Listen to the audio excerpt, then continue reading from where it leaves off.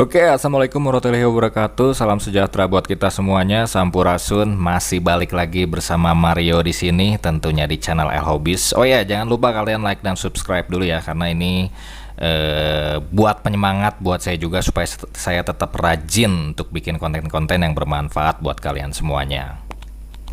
Nah, di video kali ini kita akan ngebahas biosecurity ya, biosecurity. Nah, di sini kalian mungkin ada banyak yang berkeinginan untuk ngebreed ikan ekspor. Nah, tentunya biosecurity ini sangat penting buat kalian semuanya.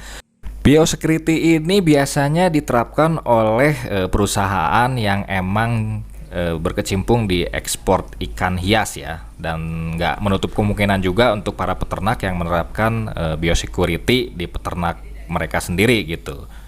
Nah, biosecurity ini apa sih Bang? Nah, biosecurity ini adalah semua tindakan yang merupakan pertahanan pertama untuk pengendalian wabah dan dilakukan untuk mencegah semua kemungkinan penularan kontak dengan ternak tertular sehingga rantai penyebaran penyakit dapat diminimalkan. Nah, dalam budaya ternak, manajemen biosecurity ini merupakan serangkaian kegiatan yang dirancang untuk mencegah penyakit masuk ke dalam peternakan atau menyebar keluar peternakan. Nah, Bang, kok kenapa sih kita harus menerapkan biosecurity? Nah, biosecurity ini juga bisa mencegah risiko masuknya penyakit ke dalam fasilitas, mencegah risiko berkembangnya penyakit di dalam fasilitas, dan mengurangi kondisi dalam fasilitas terhadap kerentanan terhadap infeksi dan penyakit. Dan biasanya ini bisa menyebar dari ikan, air, dan juga personil yang bawa ikannya ataupun yang kerja di lingkungan fasilitas tersebut. Nah, kenapa perusahaan ekspor ikan itu menerapkan sistem biosecurity? Karena mereka dituntut oleh negara yang menerima ikan tersebut. Nih, saya kasih contoh nih, misalnya gini nih, misalnya si perusahaan tersebut tidak menerapkan sistem biosecurity, kadang juga yang menerapkan sistem biosecurity juga sering kecolongan ya, kadang ada aja. Nah, itu bisa berakibat fatal ketika ikan sudah ada di negara yang dituju. Misalnya, dan ternyata negara yang dituju itu, contohnya Amerika gitu, ini komplain nih, apalagi kan Amerika strict banget nih, ini komplain, nih kok ini ikannya sakit nih. Terus airnya ada kandungan bakteri segala macem bla bla bla kayak gitu tuh.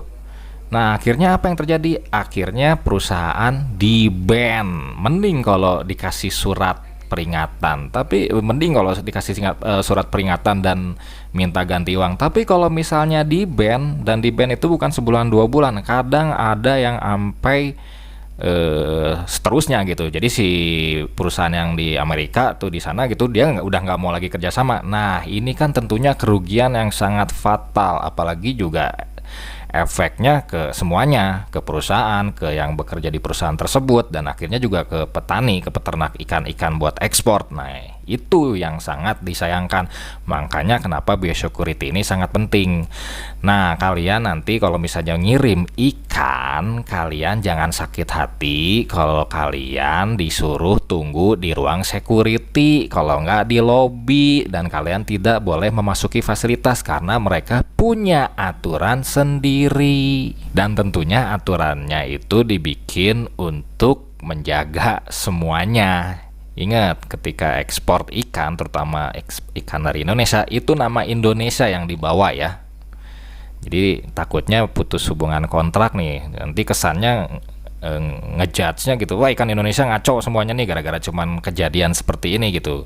Nah, ini buat kalian para breeder, kalian juga harus menerapkan sistem biosecurity di farm kalian, di peternakan kalian.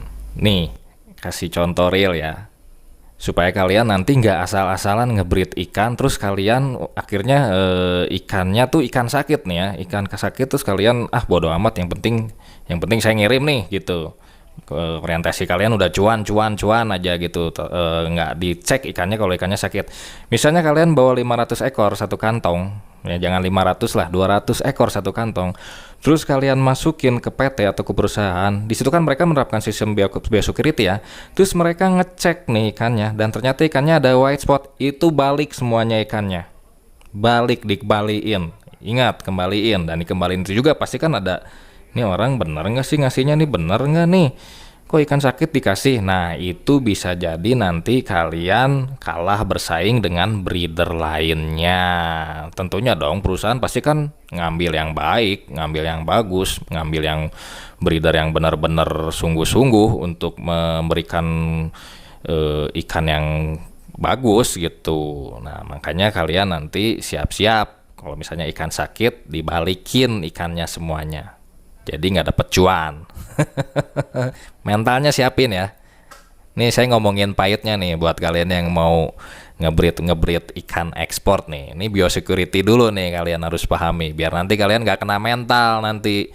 Kalian udah berpikir, wah nih gue dapet cuan nih banyak nih, gede nih, bisa beli apa-apa nih, bisa beli rumah, bisa beli motor kayak, bisa beli HP tuh, bisa beli HP gitu. Tatonya ikan kalian dibalikin semuanya karena ada white spot, karena ada yang sakit. Nah, terima nasib dah. Makanya lebih baik mencegah daripada kalian pulang malu. Nah, buat kalian para breeder ikan buat ekspor, bagusnya sih kalau misalnya kalian nernak di kolam, itu sebelum kalian ngirim, itu kalian coba masukin dulu ke akuarium sebagai tempat karantina.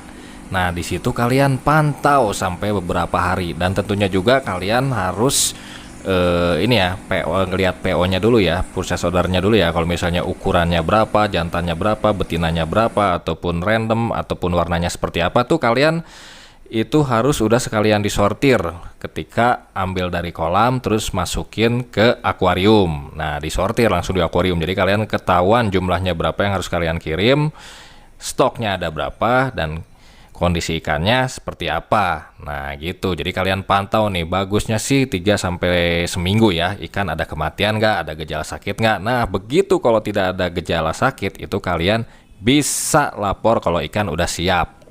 Dan kalau misalnya kalian pemain baru dalam breeding ikan buat ikan ekspor, itu baiknya kalian sebelum ngirim ikan skala banyak, mungkin tadi kalian udah, oh ini ikan udah sehat nih, ikan udah nggak ada masalah nih, nggak ada yang sakit, nggak ada kematian, kalian baiknya ngirim sampel dulu, yaitu sampel ikan dan sampel air, sehingga nanti air dan ikan itu dites apakah mengandung bakteri, mengandung virus, mengandung penyakit yang lain sebagainya. Nah gitu guys, dan apakah juga ikannya sesuai dengan kriteria yang diinginkan. Ingat, karena ikan hias untuk ikan ekspor itu pasti ada kriterianya, baik itu ukuran, genetiknya, galurnya murni atau tidak, atau sudah kecampur, dan kualitasnya dan sebagainya.